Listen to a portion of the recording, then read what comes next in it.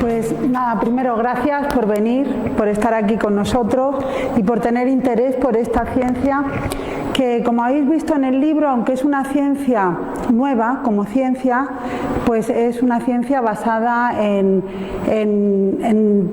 datos ya del siglo XVIII, con Linneo y con ese reloj floral tan bonito que él paseaba por su jardín y sabía la hora del día en función de la hora de apertura de los pétalos de las flores. O sea que fijaros qué bonito, qué manera más bonita de comenzar una ciencia, ¿no? Vamos a ver si me aclaro. Perdonad.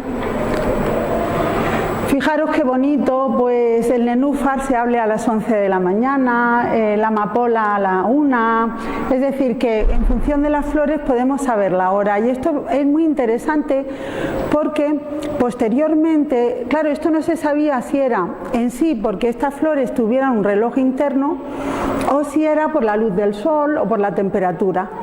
Y entonces se hizo otro estudio de Magnen, era un hombre muy observador, y entonces observaba que las flores y las plantas se abrían y cerraban a lo largo del día, pero no sabía si era por el sol. Entonces lo que hizo fue meter una mimosa púdica, que es una flor que cuando la tocas se cierra, no sé si la conocéis, totalmente, y se abre, y es capaz de, tiene unos movimientos foliculares muy evidentes. Entonces la metió en su basement, o sea en la casa abajo, en total oscuridad, y puso ahí un aparato de fotos, pero estamos hablando de hace muchos años, y empezó a ver que tenía estos ritmos diarios de apertura y de cerrarse independientemente de si hubiera luz o no. Y entonces ahí se descubrió que es que la biología tenía horarios y que las plantas, por lo menos, tenían un reloj interno que funcionaba de forma independiente, aunque se sincronizara por el sol o por la luz.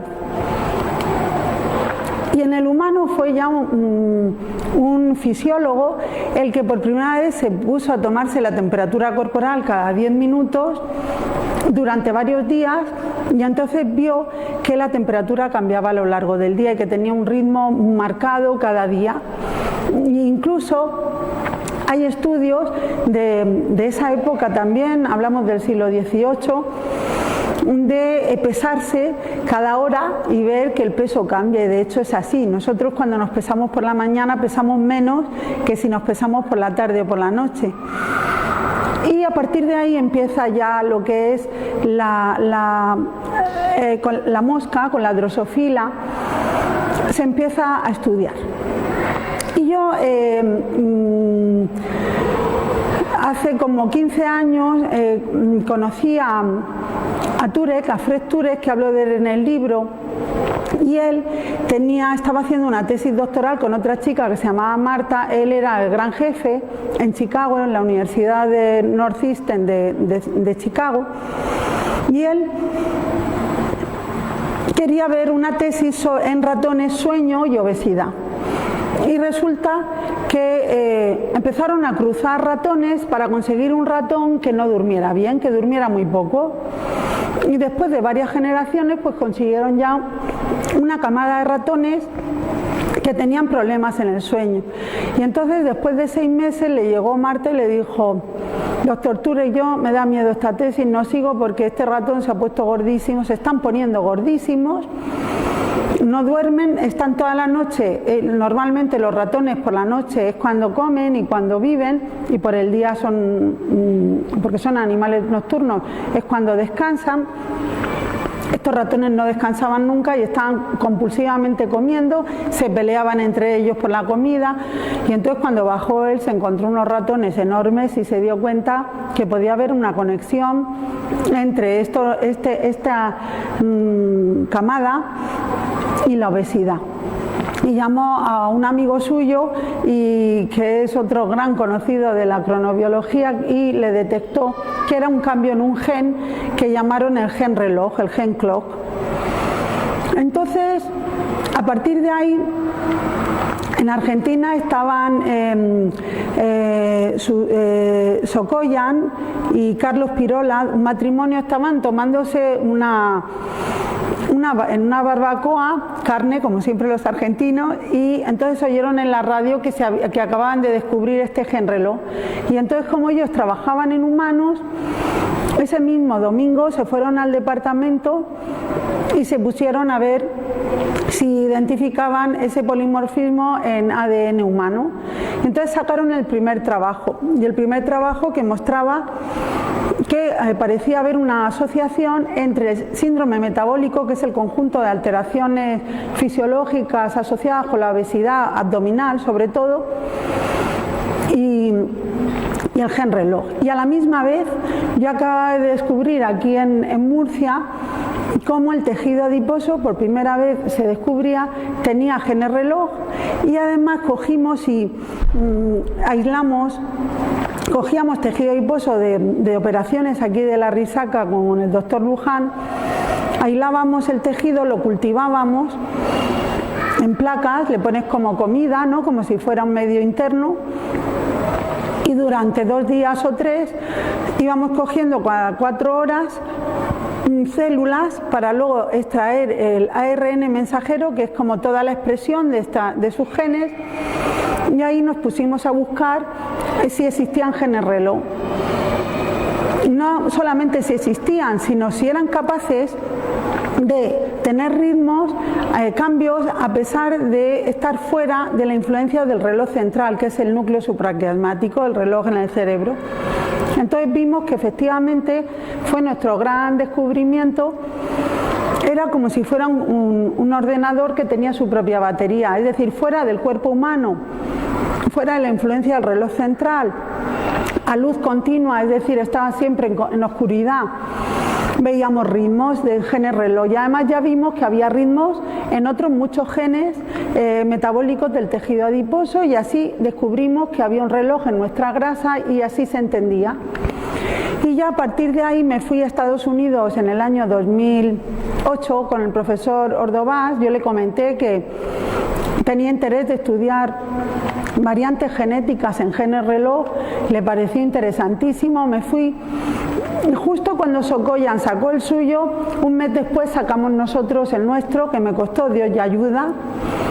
Me acuerdo que estaba 6 meses allí, vinieron mi familia, ya 5 meses, 4 meses con ellos ahí, vamos, ni les hacía comida, estaban desesperados. Mis hijos pequeños tenían entonces 2 años y 3. Y yo me había ido todo el año con mi hija mayor, que tenía 14, y mi marido vino con los pequeños. Y estábamos en un apartamento allí en Boston, y claro, yo llegaba por la noche y éramos 5, 4 meses. Yo llegaba y no estaba para preparar comida porque estaba obsesionada, porque ya 4, 5 meses sin ser capaz de aislar ni un gen reloj. Y ya fue el 29 de agosto que se iban, se fueron el 30. Pues el 29 lo conseguí. Y decía a mi marido, pero ¿por qué no lo has conseguido antes? Dios mío, qué menudo verano nos has dado. No les hacía caso, amargada, porque no paraba de intentarlo. Y ya lo conseguí aislar ya 4 polimorfismos del gen reloj principal, del clock, y luego del PER y también del BMAL. Y con eso ya saqué una batería de trabajos en el que se mostraba la asociación entre la genética humana en el gen reloj y la obesidad. Llegamos a hacer 40 papers con un montón, y ya seguimos aquí en España. Bueno, pues esto es un poco lo que os quería contar. ¿Por qué es importante? Porque los ritmos en todas las variables fisiológicas influyen en nuestra salud. Por ejemplo, si nosotros nos tomamos la tensión por la mañana y luego por la noche, por ejemplo a las 9 de la mañana y a las 9 de la noche, pues si somos personas, sanas, seremos diper, y es que tendremos sobre las 8 de la noche, esto que pone 155 en español es 15, ¿no? La presión arterial de 15, la máxima, pues por la noche debe bajar a 13 y pico, es decir, 1,5 puntos, y esos son los diper. Pero hay gente que no le baja, hay gente que le aumenta y hay gente que le baja demasiado, y eso son factores de riesgo cardiovascular, y ahora mismo se puede detectar solamente con esto. También todas nuestras funciones tienen horas. Ir al baño por la mañana, por ejemplo, por la noche nuestro organismo, nuestro intestino está vago. Cuando no vas por la mañana, pues luego cuesta mucho más, y por eso hay mucho estreñimiento, porque habría que marcar horarios también en esto. Por ejemplo, la baja del estado de alerta sobre las 3, que es la hora de la siesta, o también la temperatura corporal, que es un marcador interno, pues cambia a lo largo del día. Mirad, la melatonina es lo que estoy investigando más en los últimos años, y sobre todo ayer justo presenté con Harvard un trabajo que estamos haciendo, que hemos estado 4 años con el gobierno americano, que nos han dado $1 millón, es la primera vez que dan tanto dinero aquí a España a un investigador que no es de allí y que sale del país, que ya nos lo hemos gastado, pero ya hemos descubierto una cosa preciosa, que es como hay un 50% de la población a la que cenar tarde le afecta y otro 50% a la que no. Y tiene que ver con el receptor de la melatonina. Sabéis que la melatonina es la hormona de la noche, la que nos dice que es de noche, y empieza a subir media hora aproximadamente antes de acostarnos. Bueno, pues hemos hecho 900 personas a las que les dábamos azúcar a su hora habitual, 1 hora antes de su hora habitual de acostarse y 4 horas antes, y hemos visto que los que tienen una variante genética, que lo tiene un 49% de la población, que tiene al menos una guanina en una zona del gen del receptor de la melatonina, pues les afecta mucho a su azúcar cenar tarde, y en cambio a los otros no les afecta casi nada.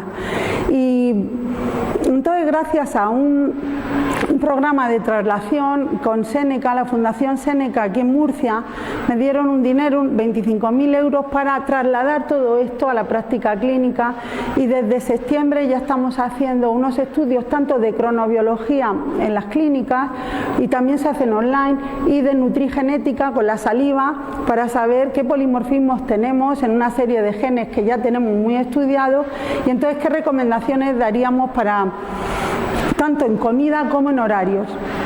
Y también ponemos un reloj con el mismo móvil para ver tu salud circadiana durante una semana. Así que también estoy muy contenta en eso, porque después de 31 años investigando ya se ve la luz en la práctica clínica. Bueno, pues yo creo que esto es, la melatonina la produce la glándula pineal, y bueno, nosotros, lo bonito de esto es que aunque hay un reloj central en el núcleo supraquiasmático, que es como el de la catedral, tenemos relojes periféricos en muchos tejidos, y nosotros descubrimos que existía un reloj propio, independiente, capaz de funcionar fuera del cuerpo en el tejido adiposo. Y estos son todos los ritmos que hemos visto en distintos genes. Esto es cuando descubrimos los genes reloj, y genes relacionados con engordar, con adelgazar, con la inflamación, y son los ritmos cada día, cómo suben y bajan cada noche. Estos estudios son muy complejos, porque hay que ir al hospital, entrar en quirófano, coger el tejido adiposo cuando operan, que haya una cantidad suficiente, cortarlo, limpiarlo, cultivarlo, y luego cada 4 horas ir cogiendo esto, después ver la expresión de los genes, y después ver los genes de interés que tú quieres, y esto noche y día durante 2 o 3 días. O sea que te tiene que gustar mucho la ciencia para hacer esto, y esto lo aprendí en Francia durante mi postdoc, que lo hice en Toulouse en el año 2001. bueno, ya sabemos los horarios de nuestros genes reloj. Esta es la mimosa que os he comentado. Y bueno, aquí son algunas de las cosas, que tenemos relojes periféricos en la grasa, que esto está mal. Que el reloj central se llama también núcleo supraquiasmático, los exámenes esos pequeñitos que os ponía, que la glándula pineal es la que produce la melatonina, que movilizamos grasa sobre todo por nuestro cuerpo por la noche. Y ahora mismo, hace un mes, hemos publicado un trabajo que lo hice en Suecia el año pasado, pero después de muchos años, porque allí fue el remate con el Karolinska Institute y también con Harvard, en el que hemos visto cómo efectivamente la lipasa sensible a hormonas, que es la enzima responsable de la movilización de grasa cuando nos ponemos a dieta, que movilizamos grasa para adelgazar, pues resulta que tiene ritmo circadiano fuera del cuerpo, es decir, en el cultivo, y sobre todo se activa a las 12 de la noche, por la noche. Bueno, pues lo bonito de esto es que hemos visto que cuando cenas tarde, resulta que como tienes mucha energía sobre esa hora, ¿me entendéis? Pues el cuerpo deduce que no necesita movilizar grasa del tejido adiposo, de las reservas, porque ¿para qué si acabas de comer? Y entonces la amplitud de ese ritmo se aplana, la enzima deja de actuar, y por lo tanto eso es lo que hace en parte que cenar tarde haga que adelgacemos menos en un tratamiento de pérdida de peso.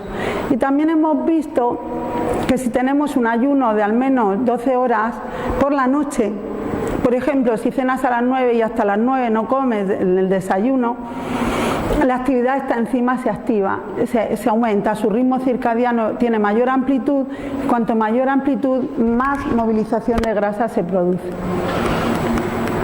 Y yo creo que con esto, si os parece, pues, no sé, aquí tenemos cosas que podéis ver.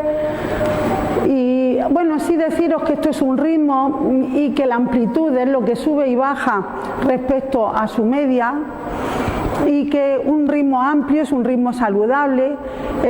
Luego tenemos el centro, lo que es la acrofase, que cuando se retrasa o se adelante, si eres más cronotipo vespertino o matutino. Y luego hay la fragmentación, que es cuánto cambia a lo largo del día, que un ritmo fragmentado no es bueno. Entonces no paramos de ver cómo niños obesos, mañana se lee una tesis doctoral de Nuria Martínez Lozano que he dirigido yo, y se ve aquí en Murcia 3 colegios maristas, el San Pablo de aquí y un colegio de Molina. Hemos visto 432 niños de 8 a 12 años, que también se habla ahí, pero ya está todo publicado en ciencia, ya es científico, como ya con estas edades, cuando tienen sobrepeso, ya hay cronodisrupción, hay inflamación, hay alteraciones en estos ritmos, son más aplanados, son más tardíos y son más fragmentados. Y fijaros que ya en niños se ve, niños sanos.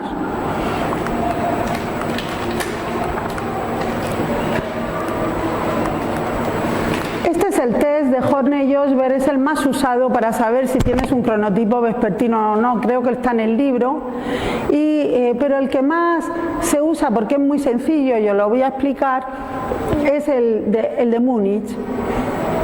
El de Múnich es, si tú por ejemplo te acuestas a las 12 de la noche, ¿vale?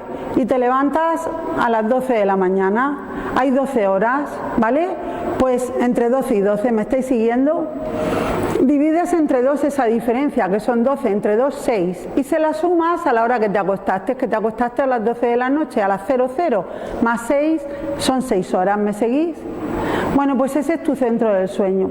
Y tu centro del sueño, si es a las 6, estamos hablando de un centro del sueño muy tardío, que sería vespertino, ¿lo entendéis? Si te sale menos de la 1 eres un matutino extremo, si te sale entre 1 y las 3 y media de la madrugada eres matutino, de 3 y media a 5 horas y media eres indefinido, y después de las 5 y con 5 estamos hablando de una persona vespertina. Y sí deciros que ser vespertino o matutino, lo hemos mostrado también en gemelas y mellizas, en un 70% es genético, y también hemos descubierto los genes junto con Harvard relacionados con con ser matutino o vespertino. Y eso es algo que cambia a lo largo de la vida, pero que sepáis que de base tú puedes tener en tu casa, con la misma educación y todo igual, hijos vespertinos, hijos matutinos, o sea que hay un componente genético importante. Y ya está, esto es un poco lo que os quería contar y ya estoy dispuesta a todo lo que me digáis.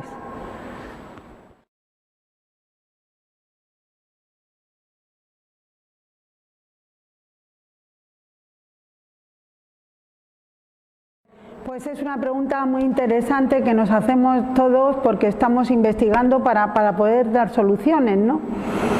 En respecto al trabajador por turnos, hemos hecho en Harvard un trabajo que es muy interesante, y es que en el propio hospital tienen como un apartamento, como si fuera un gran hermano, que tiene unas paredes de 3 metros o así de ancho, parece un castillo, con un ventanuco que ahí entran unos tubos y la persona va se le va midiendo su temperatura y sacando sangre de forma constante, y se modula la luz en función de lo que queramos. Y lo que se hace es que se le invierte totalmente sus horarios sin que se dé cuenta. ¿Me seguís? O sea, cada día se le retrasa 2 horas, con lo cual en cuestión de 7 días, 7 por 2, 14, o sea, 6 días, 6 por 2, es que no sé, más o menos le hemos invertido totalmente el ciclo, y ellos se creen que están en el mismo horario, pero ya están invertidos, han hecho un trabajador por turno, nocturno, sin que sean conscientes. ¿Y para qué? Que no lo sepan, porque sus hábitos han cambiado totalmente, pero su reloj sigue en su día. ¿Qué es lo que le pasa a un trabajador por turno? Que su reloj sigue igual, pero sus hábitos están invertidos, ¿no? Duerme cuando estaría despierto. Y lo que hemos visto es que lo interesante sería mantener los horarios de comida exactamente igual cuando se hace el turno de noche que de día, y se puede perfectamente. Yo lo estoy ya aplicando en la clínica aquí en Garaulet. Por ejemplo, tú te vas a ir a trabajar, sales de casa a las 8, pues cenas antes de salir, ¿vale? 8, te pasas, eso sí, toda la noche sin comer, como si estuvieras durmiendo, a lo mejor un café o alguna cosa que sea poco energética, y por la mañana antes de acostarte comes, a las 7 antes de volver, ¿vale? Comes. Ya te acuestas y te levantas a las 3 y a las 3 comes, y a las 8 vuelves a comer, ¿me entendéis? Entonces, cuando tenemos la comida a la misma hora que si estuviéramos trabajando en un día normal de día, pues resulta que las alteraciones, sobre todo en el metabolismo del azúcar, no se producen, y muchas alteraciones de presión arterial, todo el riesgo metabólico asociado. Así que esa sería una solución. Respecto a qué podemos hacer si vamos a comer más tarde, ¿no? Porque venimos a las 3:30, si somos funcionarios o lo que sea. Bueno, pues yo creo que puede ser útil dividir la comida principal a adelantar a la 1 tomar algo, pues un bocadillo, un sándwich o oye, una ensalada de estas de garbanzos o de que te puedes llevar, y luego a las 3:30 volver a comer, pero menos cantidad, o sea, la mitad, como dividir en 2 partes la comida. Y eso parece ser, todavía no lo hemos investigado, pero creemos que puede ser favorable.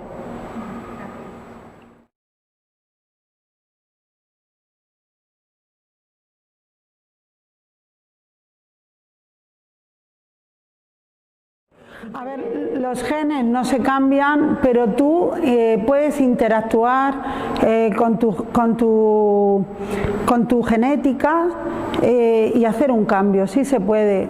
O sea, en cuanto tú cambias tus horarios, los adelantas y lo haces de forma constante, pues se encuentra con un cambio. Es verdad que siempre tenderás a ser vespertino, pero puedes hacer un cambio. Porque tú fíjate, tú te vas a América, yo me voy a América, me voy 5 meses y todo mi reloj se adapta a unos horarios que son de 6 horas menos. y lo conseguimos porque estamos sincronizados con el exterior.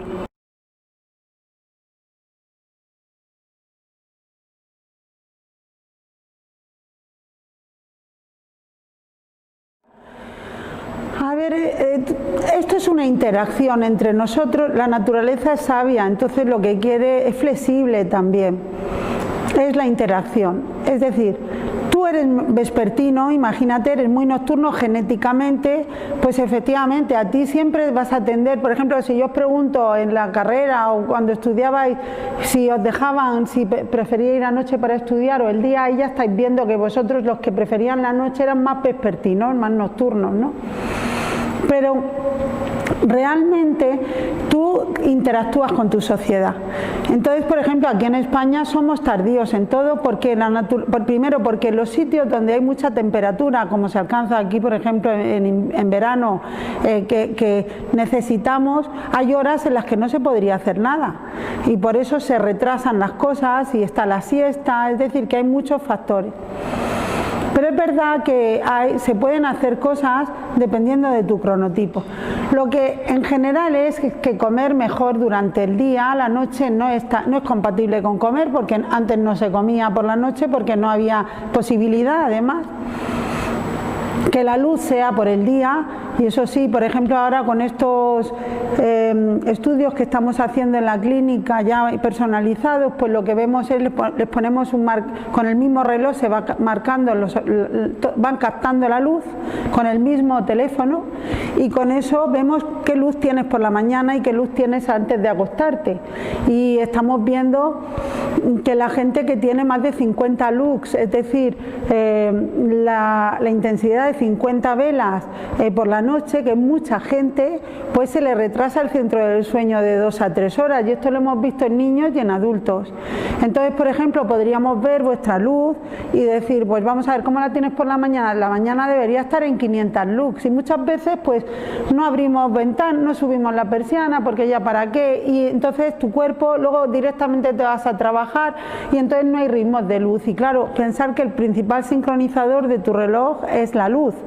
Así que la idea es que tu organismo perciba en qué hora está para que se acople y para eso no puede tener sincronizadores contradictorios. Por ejemplo, si tú tienes la mayor luz intensa por la noche a las 4 de la mañana, ¿cómo sabe tu reloj que es de día, que es de noche?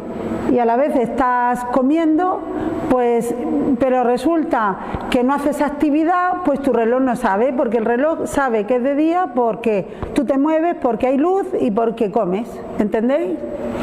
Y todo esto, cuanto más sincronizado esté, más sincronizados tenemos todos nuestros relojes periféricos con el central, más sincronizados con el exterior, más salud tendremos, más salud circadiana y más felices seremos y más rendimiento tendremos, porque esto influye en el rendimiento, en tu trabajo, en tu bienestar, en tu satisfacción personal y en tu felicidad, o sea, influye en todo.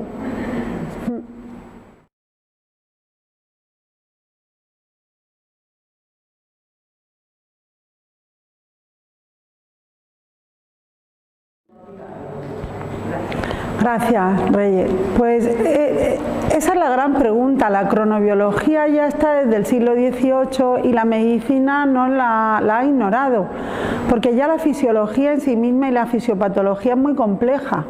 O sea, tú dime todo lo que estamos por descubrir y ahora métele la dimensión del tiempo. O sea, si por fin descubrimos un fármaco y ahora tenemos, imagínate ahora la vacuna del coronavirus, con todo lo que ha costado. Y ahora hay que ver a qué momento hace mayor efecto, son otros miles de estudios. Yo creo que ahora, como ha habido este reconocimiento a la cronobiología gracias al premio Nobel que dieron, el Nobel de Medicina se dio en el 2017 a los descubridores del reloj biológico en la mosca, en la drosófila, pues de repente los médicos ya están incorporando más la cronobiología a la medicina. Pero es cierto que igual que pasa con la nutrición, pues que se les ha considerado como, bueno, más o menos ciencias de segunda categoría, ¿no? Y la cronobiología, además, casi nadie sabe de cronobiología. Son términos muy diferentes. A mí lo que más me ha costado en este libro es que se entienda, porque hay mucha terminología matemática y también propia de la cronobiología, y eso dificulta el acercamiento a la población, ¿no? Y también a la medicina. Yo los últimos 15 años lo que he estado haciendo también, que la verdad es que me siento muy satisfecha en eso, son revisiones para facilitar el entendimiento de la cronobiología, revisiones científicas para el mundo médico, y yo creo que eso ha colaborado a que la medicina lo incorpore cada vez más. Pero es cierto que todavía tú vas y no se tiene ni idea. Hay algunos fármacos que se sabe muy claros, como los corticoides. Sabemos ya que es una hormona circadiana desde hace muchos años, desde los años 50, 40. Entonces sí que se sabe que los corticoides por la mañana y hay que bajarlos por la noche. Por supuesto, la melatonina durante años se daba de forma gratuita en Estados Unidos y no se sabía a qué hora darla y la daban como podían, o los aviadores se la tomaban, o los azafatas a la hora que pensaban, y ahora ya se va sabiendo más, ¿no? Pero es algo que deberíais también como pacientes pues exigir o pedir a vuestros médicos, porque ahora ya hay información suficiente científica como para saber más sobre esto. De todas formas, cada fármaco es un mundo, es una ciencia muy cara, porque primero todos los genes son carísimos, y luego, como veis, hay que hacer determinaciones cada 2 horas, cada 3 horas, cada 4 horas. O sea, no te sirve un análisis de sangre por la mañana. Tendríamos que hacerte a las 4 horas, a las 8, mínimo 7 análisis al día, y eso dificulta mucho la investigación y también la aplicación. Pero aún así, yo creo que sería muy interesante. Lo que más se sabe son los fármacos de cáncer, porque es que según las horas hacen efecto o no las quimioterapias, y claro, eso es muy gordo, porque son tratamientos muy agudos y se sabe que hay horas que no tienen efecto, y depende de tu cronotipo también. Y luego lo otro que dificulta es 3 cosas. Uno, que para saber a qué hora te lo tienes que tomar, como dice en el libro, es una combinación entre cuál es su hora de su máxima acción. Segundo, ¿cómo está tu cuerpo a esa hora? Por ejemplo, si lo que quieres es que tu corazón no sé qué, el latido, ¿cómo estás ahora? Tercero, ¿cuál es la velocidad de metabolización y de eliminación de ese fármaco? Por ejemplo, la melatonina dura 1 hora en el cuerpo, luego el que se la toma para que a las 4 de la mañana cuando se despierte, dormirse de nuevo, no le sirve de nada, ¿entiendes? Entonces son investigaciones muy complejas, y por eso no porque no se crea en ellas, sino porque hay mucha investigación que hacer. Entonces, esa melatonina que le llaman retar, sí. ¿se va eliminando poco a poco? ¿Eso es así o es...? No, eso es verdad, va poco a poco, porque la melatonina, como os digo, tiene una acción aguda durante 1 hora y luego se metaboliza. Entonces es útil como hipnótico para empezar a dormir, pero no es útil si te despiertas a las 4 de la mañana normalmente. Y también es útil para gente que, por ejemplo, tiene un ritmo circadiano muy matutino, entonces para adelantar o retrasar su ritmo, pero hay que darlo a la hora justa para ajustar según tu cronotipo. Entonces eso de tomarlo así como te da la gana, pues al final lo mismo no es la hora. La retar, y como os digo, es que también va a depender de tu cronotipo. A una persona le hace un efecto y otra no. Fíjate, algo tan claro como el café y la cafeína, como dependiendo de nuestros genes, hay gente que un café no puede tomar, yo no lo pongo en el libro, no puedo tomar ni un té por la mañana. De hecho ya me he quitado hasta el té con teína, solo estoy con infusiones desde hace 3 meses, y mi marido cada vez toma más cafés, y sin embargo hay gente que en la noche y se toma un café y se acuesta y se queda tan a gusto como mi marido. Que Dios le guarde su paz. Mira, está feliz su mejor época de su vida ha sido el confinamiento. porque yo no me he ido, porque además estábamos todos juntos y él es muy familiar, porque no tiene que salir a la calle ni hablar con gente, porque no tiene que vestirse de huertano y lo que tiene una pena enorme es que no nos confinen ahora en Navidad. Él es feliz y tiene sus ritmos biológicos, no he visto una persona igual, ¿eh? Él, desde que me casé con él, duerme la siesta todos los días, media hora, se pone el programa de las 2 de los animales, desde hace 31 años, como no lo vea muere, si no ve la siesta se pega un tiro, si no duerme la siesta, es la persona más estable, rutinaria y con los relojes más claros que he visto, es vespertino. Y es un tío estupendo, la verdad, que para un confinamiento es la mejor pareja, porque te quita estrés.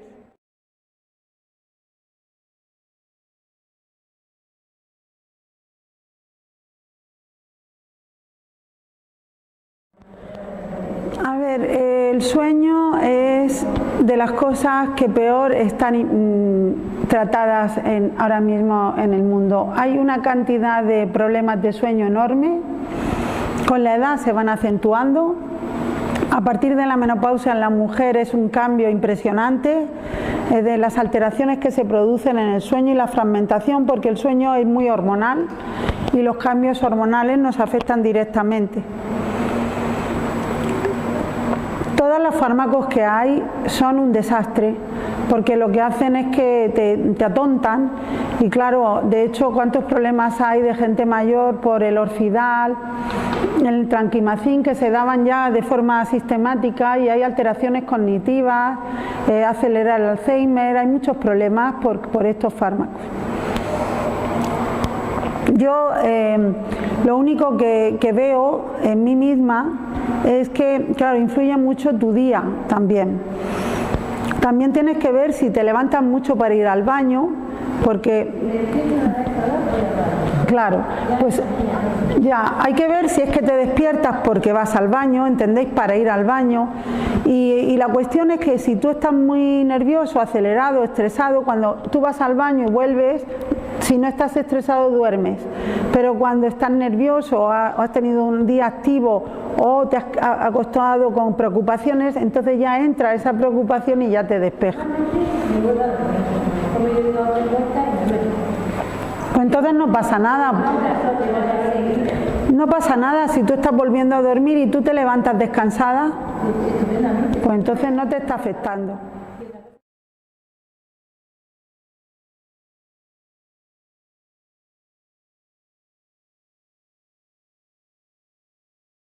Claro. A ver, cuando hice este libro hablábamos de la siesta porque habíamos visto la subida de temperatura en las mujeres obesas, no la tiene, entonces vimos, pero ahora mismo acabo de pedir un proyecto nacional sobre la siesta, porque acabamos de publicar en la revista Nature, yo creo que es el paper más importante de mi vida, en 355.000 personas del biobanco inglés de Inglaterra. Hemos visto que la siesta tiene mucho componente genético. Ya habíamos descubierto en gemelas que un 70% de que tú duermas siesta o no está en tus genes. O sea, hay gente que en la misma familia, aunque tenga oportunidad de dormir siesta, no se duerme. Y hay gente que aunque no tenga la oportunidad se te queda dormido. ¿Es verdad o no? Y entonces hemos descubierto que es genética y hemos visto que hay 122 genes que están relacionados con dormir o no siesta. Pero a través de estos genes, mediante un proceso que se llama randomización mendeliana, que es como a través de, si tú tienes genes de siesta y no tienes genes de obesidad, pero estás gordo, eso significa que tu siesta te hace engordar. Bueno, es un mecanismo que se usa para poder ver causa o efecto. Y nos ha salido en Inglaterra que la siesta es causa de obesidad y también de hipertensión. Pero claro, ahora lo que quiero es ver en España, primero para ver si la genética nuestra es la misma o no. Y segundo, ahí no se veía ni la duración de la siesta, ni qué horarios de siesta tienen, ni tampoco cómo era su sueño nocturno, ni si estaban más enfermos o menos, ni por qué dormían siesta. Y entonces ahora hemos hecho aquí en Murcia, tenemos datos de 4.000 personas ya sobre siesta y hemos pedido un dinero para hacer los genes. Y ya en este trabajo de Inglaterra hemos visto que hay subtipos genéticos de siesta, es decir, que alguna gente tiene una serie de genes dentro de los 122, a lo mejor tienen 15, y esa gente dormir siesta no solo no le engorda, sino que le ayuda a adelgazar. Y en cambio a otros, pues no. Y en estos 3 subtipos hemos identificado, son uno, que es aquellas personas que duermen siesta porque de base necesitan dormir más, las personas que en general duermen más horas de noche y también de día, y esa gente no le hace daño la siesta, no engordan. Sin embargo, y la tensión arterial baja cuando duermen siesta. Sin embargo, aquellas personas que duermen siesta porque tienen un sueño fragmentado, están, ¿cómo diríamos? Un sueño... que me sale en inglés, de sueño, o sea, tienen menos sueño, están durmiendo menos de lo que necesita y un sueño a corto, pues porque se levantan pronto, se acuestan tarde, van a trabajar, menos sueño y de menos calidad, y por eso hacen unas siestas restauradoras, pues estamos viendo que a eso sí que les engorda. Y aquellas personas que duermen siesta porque se levantan muy temprano, se acuestan muy tarde y están muy cansados, tienen jornadas muy largas, también les engorda. Pero por ejemplo ahora estamos haciendo estudios pilotos y estamos viendo que hay gente que la duración de la siesta va aumentando en el fin de semana y entre semana es menor, y esta gente le engorda, y en cambio aquellos que no hay cambios parece que no. O sea que aquí hay muchísimo que estudiar de la siesta para saber de verdad, pero bueno, llegaremos a eso si nos dan la financiación necesaria. Mi interés es en 3 años saber si la siesta, al menos para los españoles, es recomendable o no. Sí, pero solamente si a ti no te apetece dormir siesta, no tienes que dormirla, porque seguramente es que no tienes genes de siesta. Ahora, si tú a esas horas estás hecho polvo y tiendes, pues tú date, si puedes, date media hora de siesta para estar bien. Pero eso sí que no hace falta, para eso no hace falta investigar, es que se sabe ya que, claro, habéis visto que el sueño son ciclos y que tienen 4 estadios. Entonces, si tú en la siesta le das un tiempo de hora y media, tú ya llegas al 4.º estadio de sueño, que es el sueño profundo. Entonces tú te despiertas y estás igual que si te despertaras a medianoche para ir al baño. Estás totalmente en modo, tu organismo cree que estás en la noche. Entonces hay que evitar llegar hasta ese punto de sueño, de esa longitud, para no llegar al sueño profundo.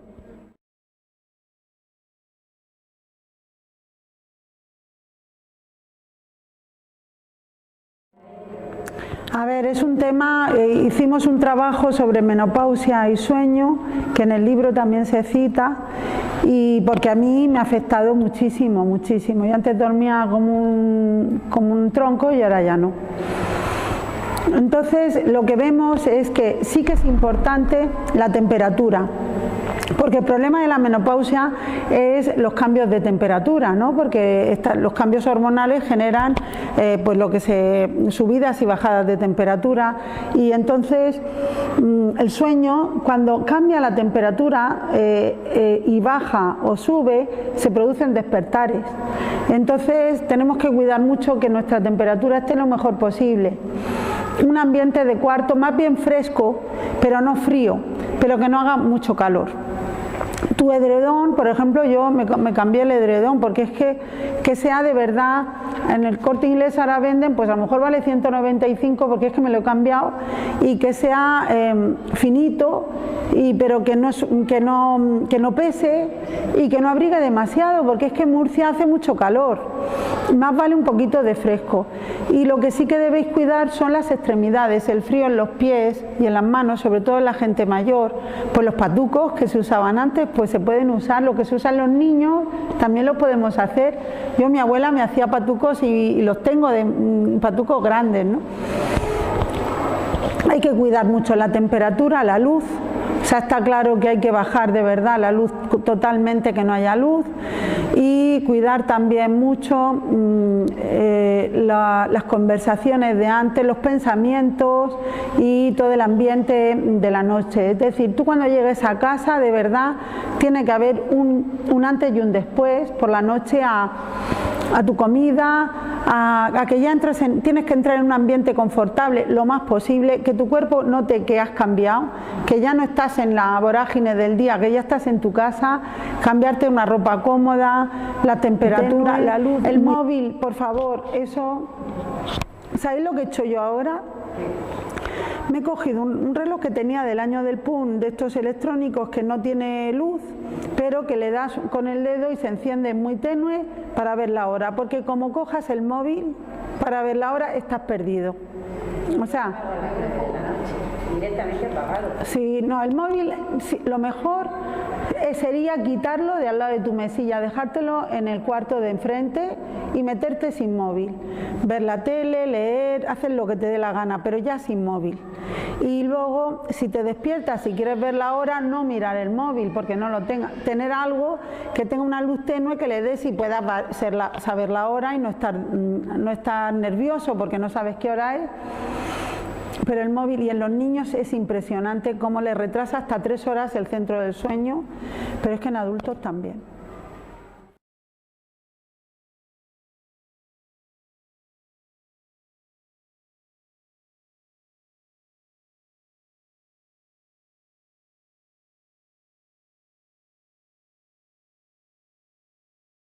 Es muy importante esto, porque siempre se ha entendido que los que somos más nocturnos somos más vagos, o a lo mejor porque llegamos tarde, porque estamos cansados por la mañana, es como que, pero es que estamos en una sociedad que no está hecha para nosotros. Si nos retrasaran 3 horas la sociedad, estaríamos mucho mejor. Bueno, y lo que tú dices, que al final España es un país tardío, que si queremos... Estamos muy bien. Yo cuando fui, por ejemplo, a Berlín, aluciné con que a las 4 de la tarde ya... Bueno, No, yo me entra una depresión. Yo no puedo, por ejemplo, mi hija vivía en Alemania, Olga, y yo estuve con ella allí una semana y dije, o sea, me muero. Y en Suecia voy, pero voy en verano, porque en verano puedo, pero si no, a mí me influye muchísimo. Y yo soy más tardía y por lo tanto todo lo que me favorezca las cosas de tarde, pues soy más feliz. Y eso hay que saberlo también. Y el que es más matutino, pues saber que si tiene que hacer cosas que requieren un esfuerzo, pues que las coja más por la mañana.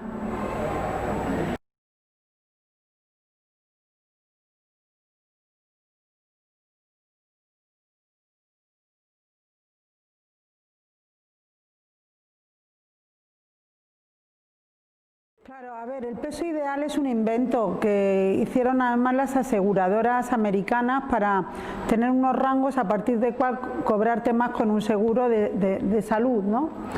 Y hicieron eso, que en el hombre era, si mide un 80 y en la mujer 70, ¿vale? Como 10 menos de su altura. Ese peso no tiene sentido y, como tú dices, hace mucho daño. De todas formas, ya gracias a Dios se está abandonando esa idea y sí que hay una idea más del peso saludable, que es un rango. O sea, un peso saludable puede hacer un rango de 10 kilos. Y entonces estamos hablando de tu peso partido por tu altura. Por ejemplo, si mides un 80 y pesas 80 kilos, 80 partido por un 80 por un 80, y eso tiene que salir entre 20 y 25. Y si sale entre 20 y 30, de 25 a 30 tienes sobrepeso. Pero ¿qué pasa? Que yo, por ejemplo, puedo pesar 65 kilos y pesar 75 y estoy dentro del rango de entre 20 y 25, ¿me entendéis? Entonces 10 kilos yo creo que dentro de un están dentro de la variabilidad interindividuos, dentro de un rango. Pero lo que sí que es cierto es que hay pesos que para todo el mundo ya no es sano. Y a partir de un índice de masa corporal de 30 ya es más difícil estar sano. De todas formas, estamos mandando un trabajo en el que clasifica las personas obesas, hay gente obesa con obesidad y metabólicamente sana, y otra gente con obesidad metabólicamente enferma. Y entonces eso también tiene que ver mucho de por qué estás gordo y cuáles son tus hábitos. Por ejemplo, La gente que tiene unos ritmos alterados y duerme poco, y pues es un factor de estar metabólicamente enfermo cuando estás obeso, ¿entendéis? También el saltarte el desayuno hemos visto, o también hemos visto que no se diferencian en la cantidad de energía que comen, pero sí la calidad de la dieta. Los obesos metabólicamente sanos pues son aquellos que dentro de lo que comen hay menos bollería, hay más legumbre, hay más pan y no bollos, o hay más verduras y frutas, ¿entendéis? O sea que la obesidad no es algo que nos hayamos inventado, la obesidad es una enfermedad, y además por ejemplo un 50% de los cánceres se evitarían si estuviéramos más delgados, y todas las enfermedades degenerativas como el riesgo cardiovascular, el Alzheimer, incluso el cáncer, etcétera, tienen que ver con la obesidad, y el deterioro personal también, y sobre todo conforme nos vamos haciendo mayores es más difícil, porque de forma natural diríamos que lo normal sería engordar cada 10 años 3 kilos. Por ejemplo, estamos hablando de si te casaste hace 30 años, pues que ahora peses 9 kilos más, ¿me seguís? Eso está dentro de lo normal. Pero está claro que esto es una lucha, hay que luchar hasta el final, porque el exceso de peso es un marcador de inflamación y nos hace polvo. Nos hace polvo, de verdad, es una pena, porque a mí me encantaría que no fuera así y me encantaría comer lo que me da la gana, pero no puedo. Y eso nos pasa a todos. Entonces estamos en una sociedad obesogénica en que todo favorece comer, muy palatable, muy atractiva, con mucha variedad, con mucho acceso a comida, y que lo celebramos todo comiendo, y con un problema que es que engordamos. Nos movemos poco, y entonces claro, estamos de verdad, es el gran problema de la sociedad actual, y es un problema que debemos no abandonarnos, y no porque, oye, pues es que yo lo he intentado y ya no me ha ido bien, pues ya lo dejo. No, vuélvelo a intentar. Oye, adelgacé 10 kilos y lo volví a encoger, pues bueno, pues no pasa nada, pues vuélvete a poner, ¿entendéis? Como el que dice, es que la casa la tenía monísima hace 15 años, pero ahora se ha caído un desconchón y eso está sucio, pues píntala de nuevo, ¿entendéis? Al cuerpo hay que pintarlo, cuidarlo de nuevo, renovarlo, igual que renueva la ropa, la casa, todo, porque si no va deteriorándose, y hay que permitirse ese tiempo y esa dedicación para que estemos lo mejor posible. Porque a partir de una edad hay unas diferencias enormes. A los 20 años todos estamos iguales. Pues yo ahora cumplo 56 ahora en enero, y yo veo en mi clase, cuando nos juntamos de la carrera tal, es que hay gente que no la podría reconocer nunca, y hay gente que dice, pues si está igual, con 4 arrugas más, ¿no? Y entonces pues nosotros tenemos que ser de esos, por lo menos intentarlo, de los que estamos casi igual.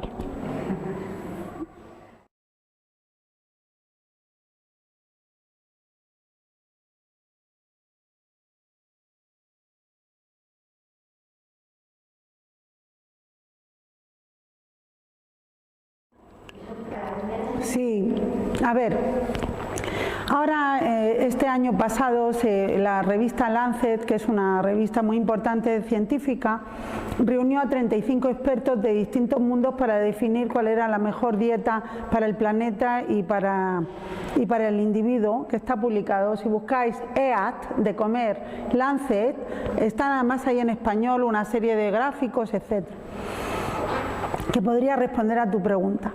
Y la verdad es que es impresionante, o sea, tú te pones a analizarlo, los gráficos ya lo que llegan, y es una dieta mediterránea. Pero claro, es que está cogiendo las cosas buenas de la japonesa, de la cantábrica y de todo lo bueno.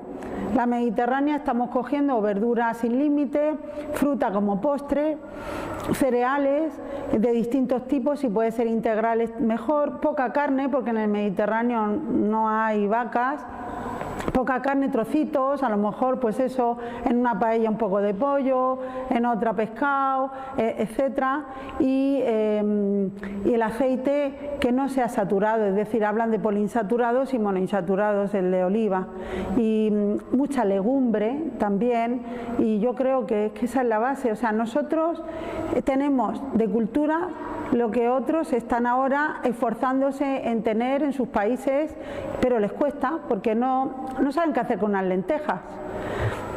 Y yo siempre lo cuento, yo estuve cuidando a un niño en América hace 30 años cuando hice mi máster, era babysitter. En esa casa no había cucharas, porque ¿para qué? Si no se usaba, no se sabía para qué se usaba una cuchara, porque nunca habían tomado una lenteja, unos garbanzos, un guiso, una sopa, porque eso no había. Entonces nosotros, pues acordaros de la cuchara, de comer 3 veces a la semana con tu cuchara, de que no se te olviden las verduras, pues cuantas más mejor, que la fruta esté a la vista, porque hace muchísimo, si lo tienes ahí, pues un momento. Y bueno, esforzarnos en acercarnos, pero la dieta japonesa tiene muchísimas cosas buenas, la dieta cantábrica por supuesto, y muchísimo pescado, pero ya es más difícil decir que una dieta anglosajona tenga cosas buenas. Una dieta del centro y norte de Europa es más difícil.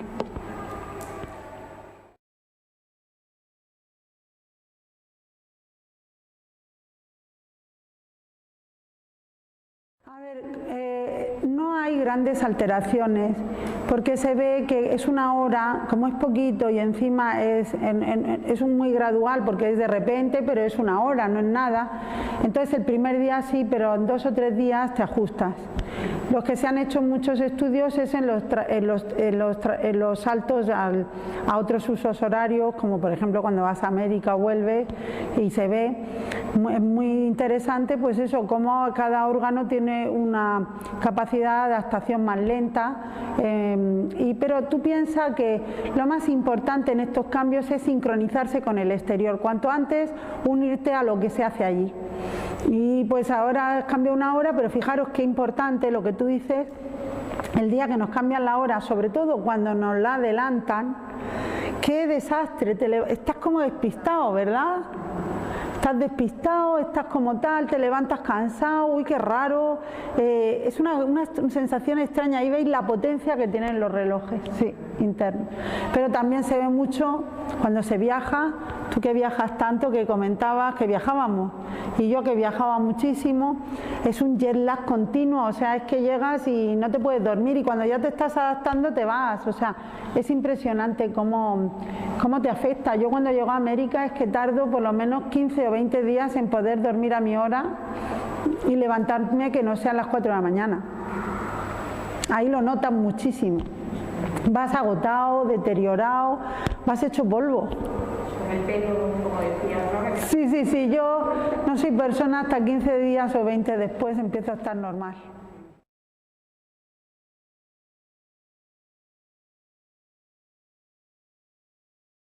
Así es. Sí, ya, por ejemplo, los médicos que son ya de cardiovascular específicos, eso lo saben. Otra cosa es que, y de hecho hay unos medidores, se llama como mapas, se le llama a este sistema de que se hinchan y se deshinchan a lo largo del día para medir 24 horas, y eso está en la medicina actual. Pero es cierto que, como os digo, todavía queda mucho, pero creo que esto se está acelerando, gracias a Dios, y también gracias a personas pues que están escribiendo sobre crono, están investigando, y lo mismo pasa con la nutrición. Yo el primer trabajo de obesidad y relojes en el tejido adiposo me dijeron el revisor, que era científico, que qué tontería estaba diciendo, que la obesidad no tenía nada que ver, además fue muy antipático y me lo guardé.